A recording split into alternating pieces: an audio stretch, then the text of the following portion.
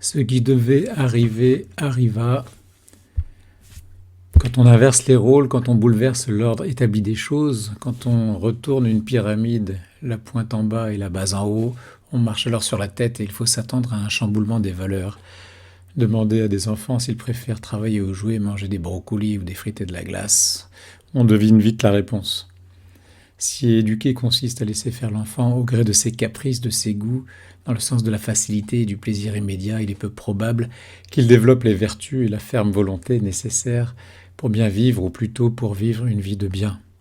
Telle une plante sans tuteur, il risque de pousser de travers. Les parents ont une mission et reçoivent l'autorité sur leurs enfants qui va les aider à grandir et à devenir des adultes raisonnables, maîtres d'eux-mêmes grâce à une vraie liberté acquise par l'exercice des vertus d'abord cardinales et notamment la tempérance et la force. Ils vont acquérir cette liberté intérieure qui libère de l'esclavage, des passions déréglées et du péché. Le synode de la synodalité est à nos yeux l'inverse de cet acte éducatif prudent et sage. L'Église de France a répondu avec zèle à l'appel papal du synode de la synodalité et nous ne sommes pas surpris par le retour des doléances de ses ouailles. Elle a malheureusement ouvert une boîte de Pandore dont nos évêques n'ont pas l'air de mesurer les effets dévastateurs qu'ils pourraient avoir sur l'Église catholique et avant tout sur eux-mêmes. Car c'est toute l'Église dans sa structure hiérarchique, presbytérale et surtout sacerdotale qui est remise en cause par les fidèles de ce qui était auparavant la fille aînée de l'Église. Si l'on en croit le bilan que nous dresse M. Guénois du synode de la synodalité, exposé par les évêques de France dans son article du Figaro du 16 juin 2022. Ce cahier de doléances, nous dit-il, demande en effet le mariage des prêtres, l'ordination diaconale puis presbytérale des femmes, la possibilité pour les femmes de prêcher à la messe, la décision finale dans le gouvernement de l'Église qui ne doit plus être laissée au seul évêque ou au seul prêtre dont on critique l'autoritarisme, des messes enfin qui accentueraient le partage à partir des lectures de la Bible et minimiserait le sacrement de l'Eucharistie, lequel serait considéré comme excluant pour les personnes homosexuelles et les divorcés remariés. Comment s'étonner que dans une église constituée principalement de têtes grises, avec une majorité de femmes ayant toutes été jeunes adultes, je veux le dire les têtes grises, pas que les femmes, en pleine tourmente 68arde, ayant subi le matraquage existentialiste sartrien, le féminisme beauvoirien, le marxisme triomphant, et abreuvé par 50 ans de progressisme issu de textes conciliaires mal compris car jamais lus, on en arrive à une nouvelle Église qui ne manque pas de nous rappeler celle évoquée par la bienheureuse Anne-Catherine Emmerich dans sa vision des deux papes, à laquelle nous avons déjà consacré 2 analyses. Dans cette nouvelle Église décrite par la bienheureuse Emmerich, chacun adore sa propre idole qui sort de sa poitrine, c'est-à-dire, nous dit-elle, chacun adorait sa pensée intime, la passion qui l'animait. Les fidèles se font ainsi leur propre doctrine. Ils sont leur propre magistère, ils se bâtissent une religion individuelle allant dans le sens de leurs convictions personnelles, de leur goût, de leur intérêt immédiat. On devient son propre ministre. Il n'y a plus d'intermédiaire entre Dieu et les hommes. Le prêtre, médiateur qui offre le sacrifice pour le peuple, n'est plus nécessaire. On rejette tout ce qui a trait à la hiérarchie, à l'autorité, à la médiation. On ne veut plus obéir à des supérieurs, ni recevoir un enseignement qui vient d'en haut de l'extérieur. Cela nous rappelle ce que disait un prêtre référent du catéchisme dans un collège catholique lors de la réunion bilan de fin d'année. Nous ne sommes pas là pour transmettre un savoir sur Dieu, nous sommes là pour faire ressortir le Dieu présent en chacun d'entre nous.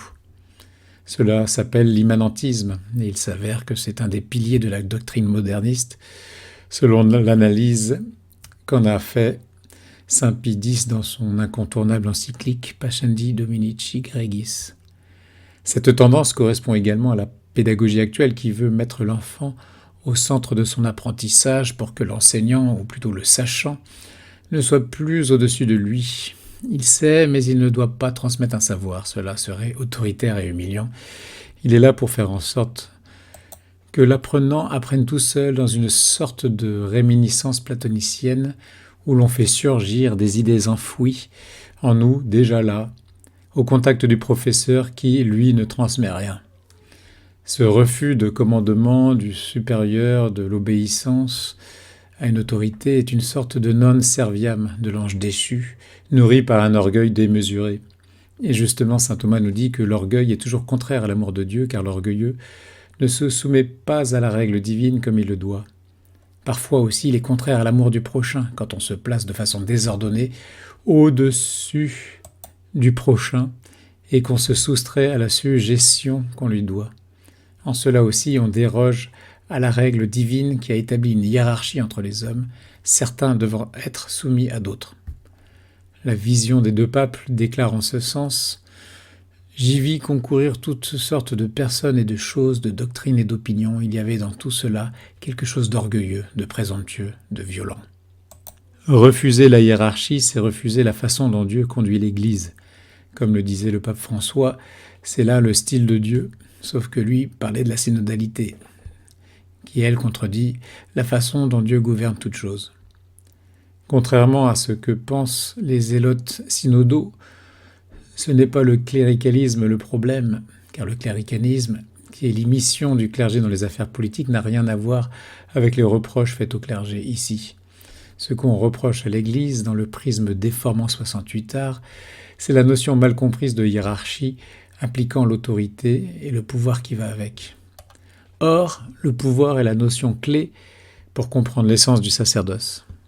Toujours selon notre docteur commun de l'Église, le sacrement de l'ordre consiste avant tout dans la remise d'un pouvoir. Et ailleurs, nous dit-il, selon la définition du maître des sentences, l'ordre est un signe par lequel l'Église confère un pouvoir spirituel à celui qui est ordonné. Contrairement au caractère qui est un pouvoir spirituel que donne le sacrement du baptême à tout baptisé en vue de l'effet principal qui est la purification de l'âme, et qui imprime le pouvoir de recevoir les autres sacrements, le sacrement de l'ordre, lui, implique principalement le pouvoir. Ce pouvoir n'est pas un pouvoir de despote, mais un pouvoir au service des autres.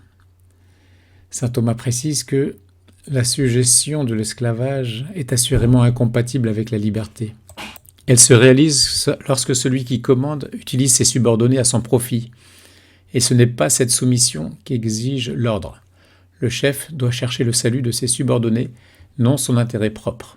Et encore, ce n'est pas une personne, mais toute l'Église que l'ordre a pour but de guérir. Aussi, dire que l'ordre est l'antidote de l'ignorance ne signifie pas que celui qui reçoit ce sacrement est par là même délivré de l'ignorance, mais qu'il est préposé pour délivrer de l'ignorance la foule des fidèles. Certes, de ce pouvoir découle une supériorité et un degré de hiérarchie qui est constitutif du sacrement de l'ordre, mais ce pouvoir donné est avant tout une charge, un ministère, un service. Le prêtre doit donc montrer l'exemple pour élever les âmes vers la sainteté. Ceux qui reçoivent le sacrement de l'ordre sont, de ce fait, établis au-dessus du peuple. Ils doivent donc aussi être les premiers par le mérite de leur sainteté. En ce sens, il faut supposer chez les ordinants la grâce qui leur mérite d'être comptés au nombre des fidèles du Christ. Mais en recevant l'ordre, ils reçoivent un don de grâce plus abondant qui les rend capables de plus grandes œuvres. On n'a pas attendu les scolastiques pour apprendre que l'Église est une société hiérarchique dans son essence, qui, comme toutes les sociétés humaines, fonctionne selon le mode d'être de Dieu lui-même. Saint Paul disait dès la fondation de l'Église que chacun se soumette aux autorités en charge, car il n'y a point d'autorité qui ne vienne de Dieu, et celles qui existent sont constituées par Dieu, si bien que celui qui résiste à l'autorité se rebelle contre l'ordre établi par Dieu. Saint Thomas adaptera plus tard ces paroles au sacrement de l'ordre. Il est dit dans l'Épître aux Romains, ce qui vient de Dieu est ordonné.